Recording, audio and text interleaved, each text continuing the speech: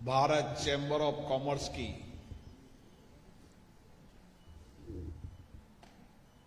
एक 125 वर्ष की वो स्वर्णिम यात्रा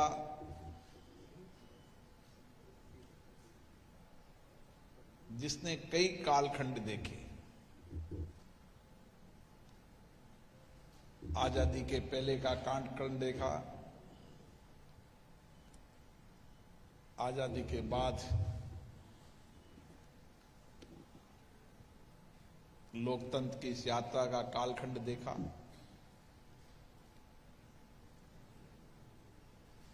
पहले इस मारवाड़ी चैंबर ऑफ कॉमर्स के नाम से ये यात्रा शुरू हुई और इस लंबी यात्रा में बहुत उतार चढ़ाव, उद्योग में, व्यापार में, इंडस्ट्रीज में, सर्विस सेक्टर के अंदर, कई नीतिगत मामलों के अंदर और देश के अंदर व्यापार, इंडस्ट्री सेक्टर, सर्विस सेक्टर के अंदर कैसे भारत आगे बढ़ सकता है, इसके लिए इस चैंबर का बहुत बड़ा योगदान रहा। मैं उन सब महापुरुषों को भी, जिनका इस चैंबर में योगदान रहा लेकिन दुनिया में नहीं रहे, उस योगदान को भी मैं आज स्मरण करता हूं, क्योंकि उनके कठिन चुनौतीपूर्ण समय के अंदर भी उन्होंने इस चैंबर के माध्यम से देश के व्यापार, इंडस्ट्री, सर्विस सेक्टर के अंदर, उसके नीतिगत निर्णयों के अंदर, व्यापारी इंडस्ट्री सेक्टर में आने वाली चुनौतियों के लिए और जो व्यापार इंडस्ट्री सेक्टर में जो बाधाएं आती है उसके लिए समय समय पर सभी महानुभावों ने योगदान दिया। और जो आज इसके लिए योगदान दे रहे हैं उन सब पदाधिकारियों को, इसके चैंबर के चेयरपर्सन श्री एन.जी. खेतान साहब, जिन्होंने देश और दुनिया के अंदर भारत के परिवर्तन के दौर को बताया, इस चैंबर के अध्यक्ष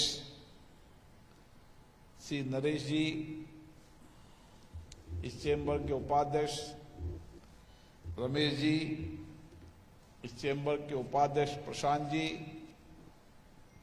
इस चैंबर के पैट्रन जो हमारे राजस्थान से आते हैं, राजस्थान में इंडस्ट्रीज है, रहते कलकत्ता के अंदर हैं,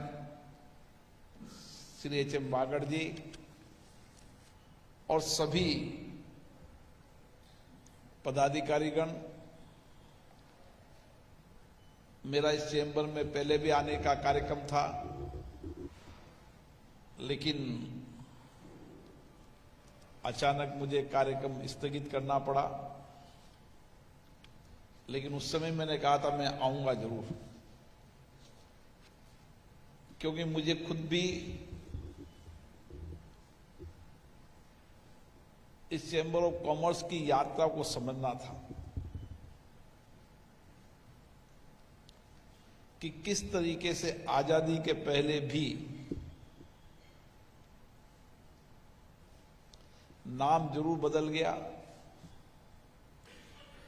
लेकिन किस तरीके से उन्होंने उस समय,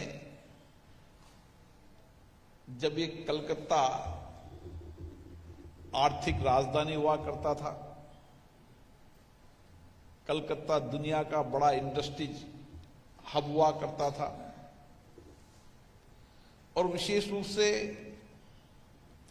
एक पश्चिम बंगाल का गौरवशाली इतिहास है, केवल इंडस्ट्री व्यापार में नहीं, यहाँ की शिक्षा में, यहाँ के साहित्य में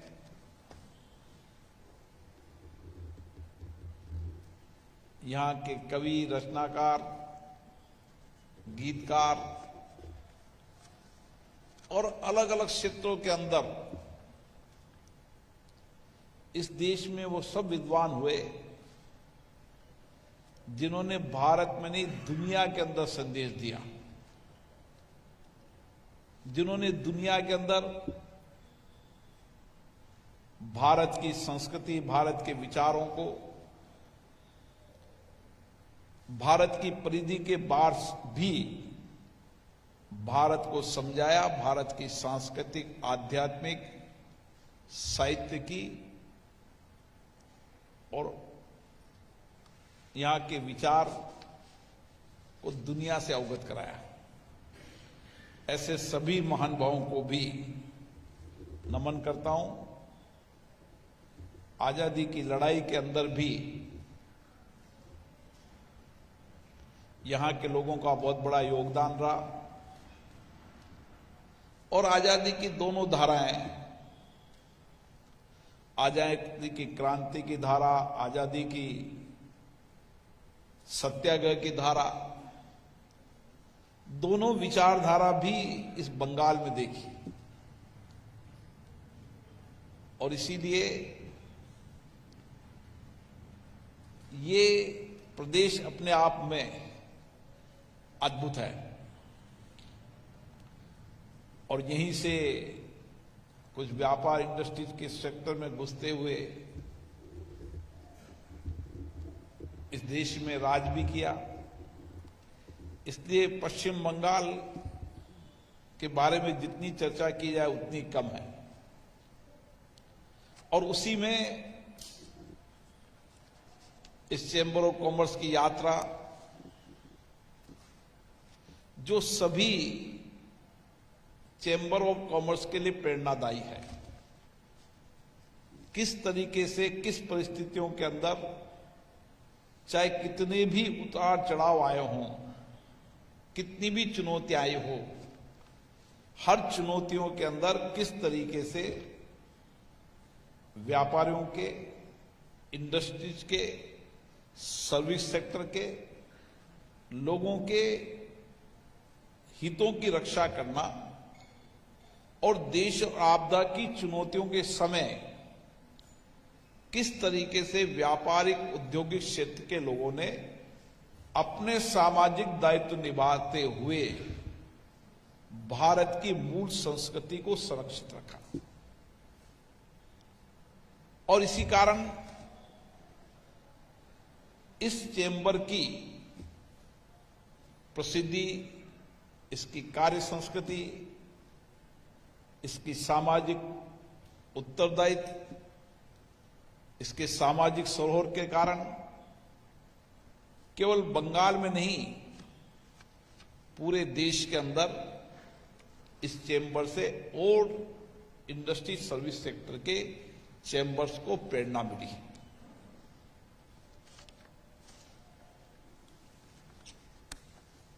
आज परिस्थितियां परिवर्तनशील है।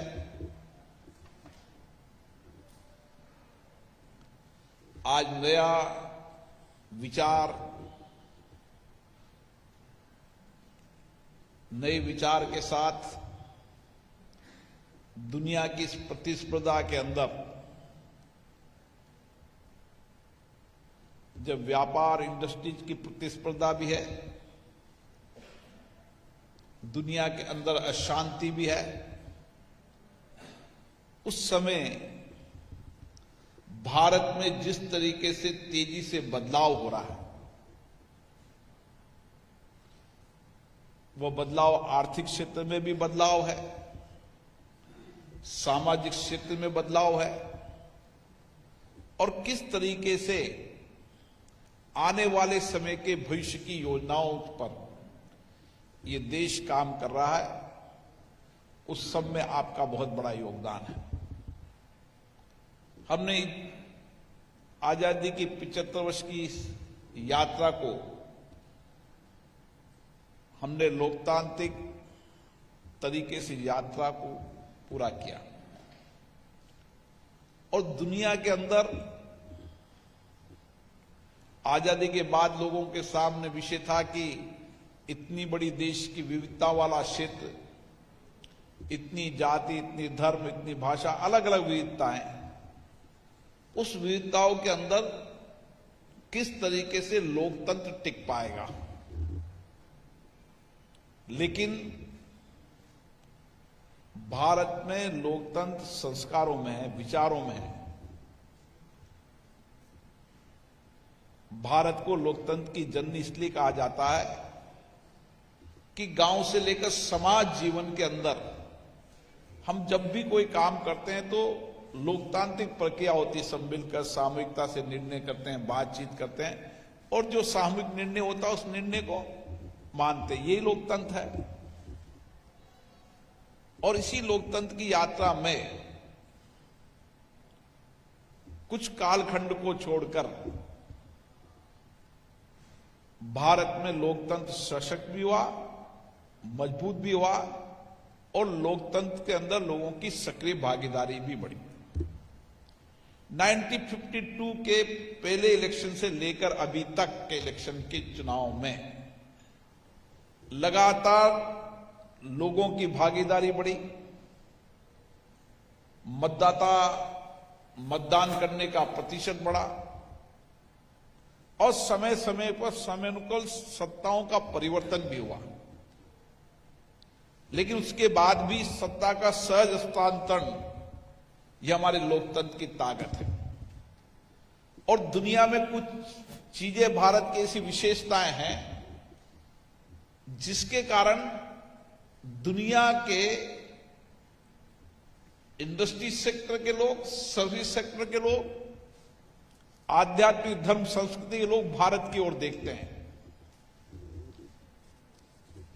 मेरा मानना है जितना बड़ा भूखंड भारत का है, जितनी हमारे पास मानव संसाधन है, हमारा इंफ्रास्ट्रक्चर आज तेजी से बढ़ रहा है। कोई समय था कि हमारे पास रोड कनेक्टिविटी नहीं हुआ करती थी। आज दुनिया के अंदर सबसे बढ़िया रोड कनेक्टिविटी भारत की है। एयर कनेक्टिविटी भारत में तेजी से बढ़ रही है। रेल कनेक्टिविटी हमारी बेहतर है। एक आर्थिक देश की तेजी रफ्तार में वो सब चीज भारत में है।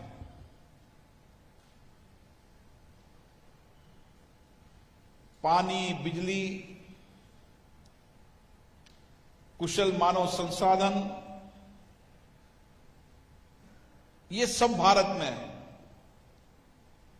और इसी कारण से दुनिया के लोग भारत में निवेश करने की ओर बढ़ रहे हैं। मेरा भी एज ए स्पीकर के नाते कई देशों में जाना होता है। भारत में स्पीकर ऐसे व्यापार, इंडस्ट्री सेक्टर की बात कम करते हैं, लेकिन दुनिया के स्पीकर तो जब कभी भारत में आते हैं तो इंडस्ट्री, सर्विस सेक्टर के लोगों के शिष्टमंडलों को लेकर भारत में आते हैं। अभी जापान के स्पीकर आए थे, कुछ दिन पहले रसिया के स्पीकर आए थे, कुछ दिन पहले इजराइल के आए थे। अलग अलग देश के जब स्पीकर आते तो अपने साथ वियतनाम के स्पीकर आए थे, अपने देश के साथ इंडस्ट्री, सर्विस सेक्टर के लोगों को लेकर आते। और जब वो चर्चा करते हैं तो उनको लगता है कि भारत ही निवेश करने का सबसे आकर्षक स्थल है, जहां पानी है, बिजली है, सड़क है, रोड कनेक्टिविटी, मानव संसाधन है।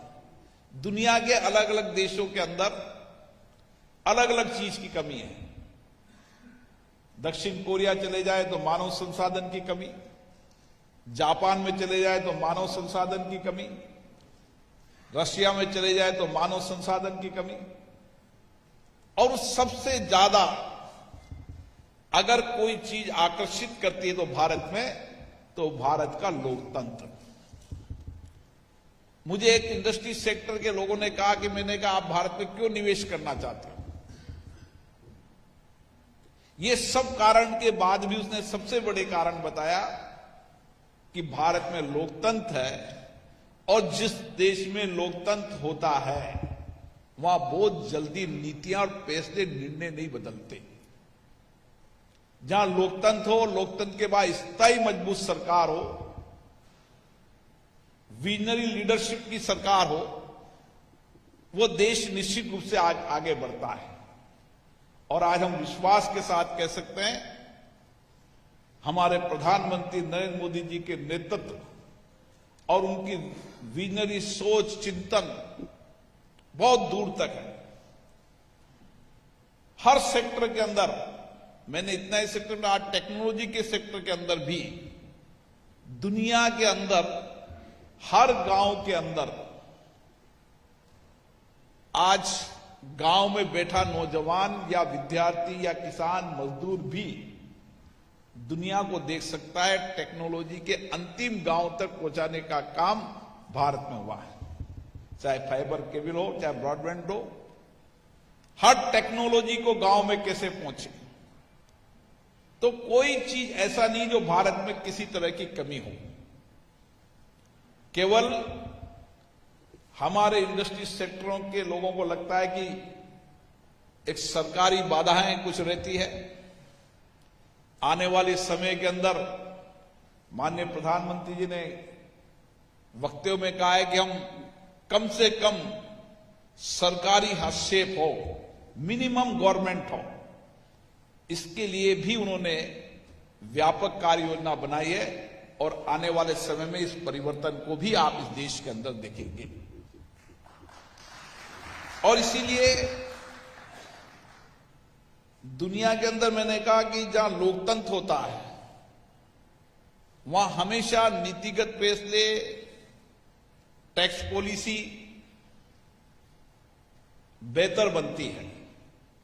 और इसीलिए दुनिया के अंदर जहां लोकतंत्र होता है उस देश की प्रगति और खुशहाली, इंडस्ट्री सेक्टर हो, चाहे बिजनेस हो, चाहे ट्रेड हो, उसमें तेजी से बढ़ने का काम होता है। क्योंकि निवेश करने वाले को पता है कि मेरा धन अगर सुरक्षित है तो जिस देश में डेमोक्रेसी मजबूत होगी उस देश में मेरा धन सुरक्षित रहेगा। ये बड़ी ताकत भारत की है। और इसीलिए आने वाले समय के अंदर हमारे इंडस्ट्री सर्विस सेक्टर के लोग को नया कुछ परिवर्तन और विजनरी काम भी करने की आवश्यकता है। मैंने जितना पाया मुझे लगता है कि ये सब चीजें हमारे पास है। हम कुछ साल पहले से हमारे R&D के अंदर, हमारे इनोवेशन, हमारे रिसर्च, अगर हम 25 साल पहले हमारे विश्वविद्यालयों के कैंपस के अंदर, हमारी एजुकेशन सिस्टम के अंदर हम R&D सेक्टर के अंदर बड़ा काम कर लेते हैं। दुनिया के विकसित देशों के अंदर प्राइवेट सेक्टर के इंडस्ट्रीज के लोग ही R&D में 70% पैसा खर्च करते हैं। अमेरिका के अंदर भी जितनी यूनिवर्सिटीज है उस यूनिवर्सिटी के अंदर हर कंपनी अपनी R&D के लिए धन निवेश करती है और उस R&D के कारण ही दुनिया के अंदर अपनी नई इनोवेशन, नए रिसर्च के कारण ही, टेक्नोलॉजी के कारण ही वो दुनिया के अंदर नेतृत्व कर रही है। अब भारत इस दिशा के अंदर बढ़ा है।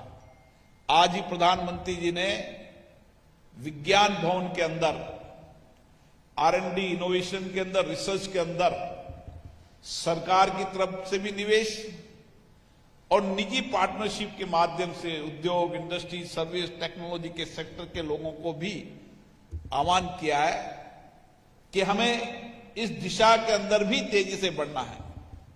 दुनिया की जितनी भी टेक्नोलॉजी हो आने वाले समय में भारत से निकले। दुनिया में जितना नया इनोवेशन हो आने वाले समय में भारत में निकले। अभी आने वाले समय की वैश्विक चुनौतियों का समाधान भारत में हो रहा है। जितनी बड़ी वैश्विक चुनौतियां हैं, चाहे जलवायु चुनौतियां हो, उस जलवायु चुनौतियों के अंदर चाहे ग्रीन टेक्नोलॉजी हो, चाहे हाइड्रोजन हो, आने वाले समय के अंदर क्लीन और ग्रीन एनर्जी का सबसे बड़ा हब भारत बनने वाला है।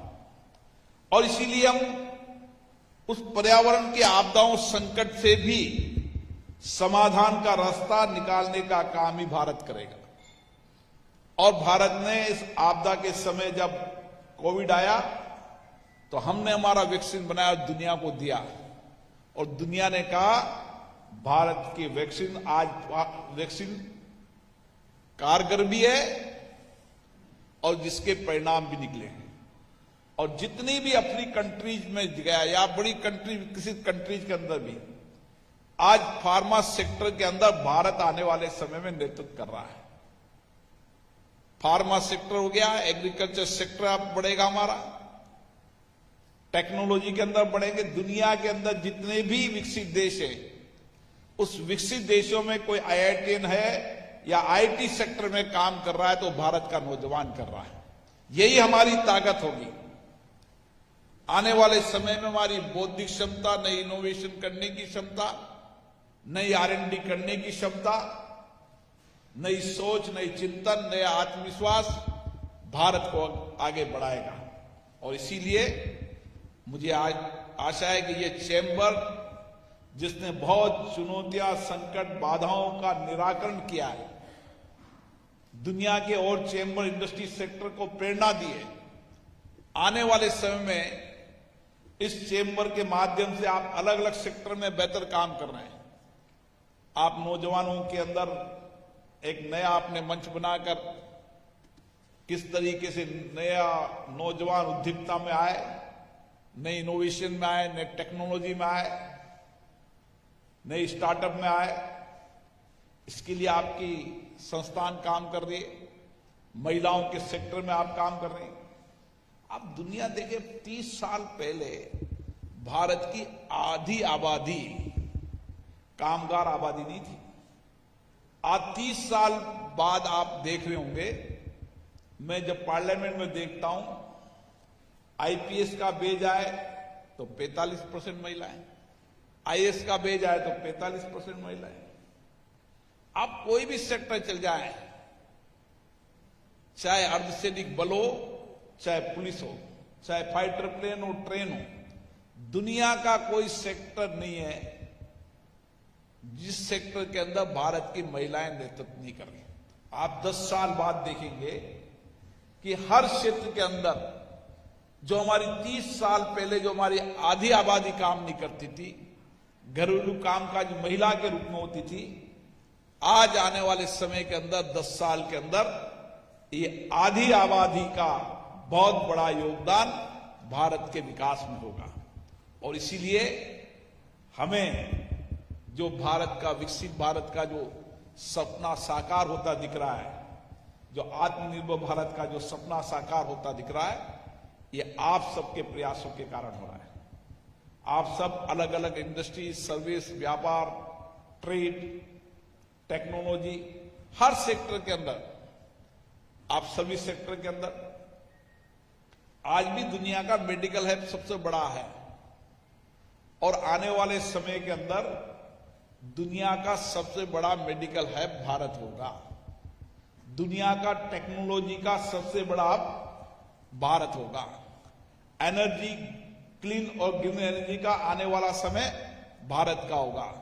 इलेक्ट्रिक वाहन के अंदर आने वाले समय में भारत का होगा। ऐसे सारे सेक्टर के अंदर जिस तरीके से बहुत बड़ा परिवर्तन हो रहा है, ये परिवर्तन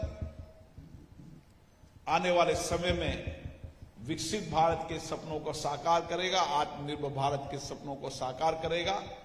और हमें और कुछ रिस्क लेनी होगी। हमें अपने संसाधनों के अंदर भी नए परिवर्तन के लिए, जहां R&D के सेक्टर के अंदर हम आगे बढ़े, टेक्नोलॉजी के सेक्टर में आगे बढ़े, और उसके साथ हमारे परंपरागत उद्योगों को भी हम गांव ढानी के अंदर भी हमारी स्वदेशी वस्तुएं बनाकर उसको कैसे अच्छा व्यापार ट्रेड दे सकते हैं, दुनिया के अंदर भारत का बना उत्पादक का मार्केट, ग्लोबल मार्केट देने के लिए भी आपका ये चैम्बर ऑफ कॉमर्स बहुत बड़ा काम कर सकता है, क्योंकि हमें उनके लिए उचित प्लेटफॉर्म की आवश्यकता है।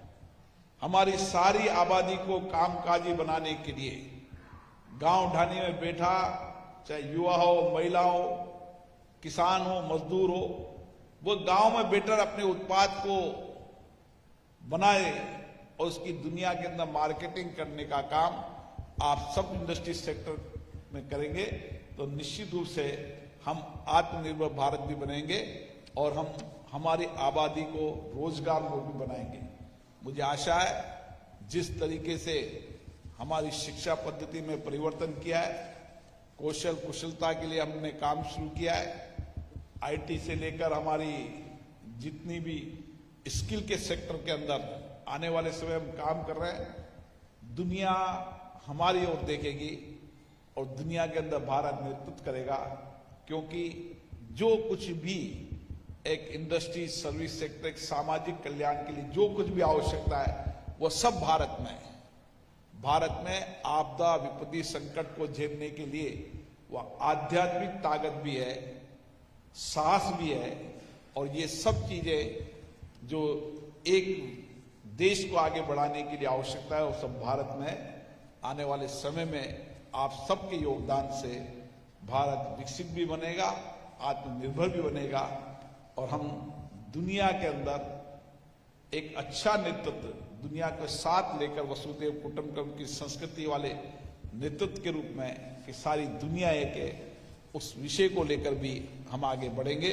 पुनः आप सबको बहुत बहुत धन्यवाद।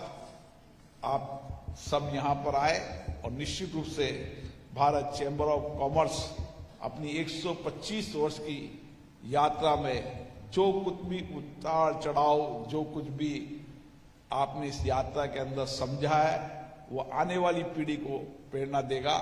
और मेरा निवेदन, इस यात्रा की पूरी एक इतिहास लिखना चाहिए, किस किस समय क्या क्या परिस्थिति रही और किस किस तरीके से मारवाड़ी चैम्बर से लेकर भारत ऑफ चैम्बर्स की यात्राओं में किस तरीके से सामाजिक दायित्व निभाए, किस तरीके से आर्थिक सामाजिक परिवर्तन में योगदान दिया, किस तरीके से इंडस्ट्री सेक्टर के अंदर नीतिगत फैसले लेकर आए और आने वाले समय के अंदर भी एक अच्छे नीतिगत फैसले हो, निर्णायक फैसले हो, उसके लिए आपका मार्गदर्शन हमेशा मिलता रहे। मैं निश्चित रूप से जो कुछ भी चुनौतियां होगी, जो कुछ भी आपके सामने सवाल होंगे, मैं निश्चित रूप से आपके साथ खड़ा हूं और जब आप चाहेंगे मैं सरकार के स्तर पर आपकी सारी समस्याएं, कठिनाई, चुनौतियों का अवगत कराऊंगा। आप सबको बहुत बहुत धन्यवाद।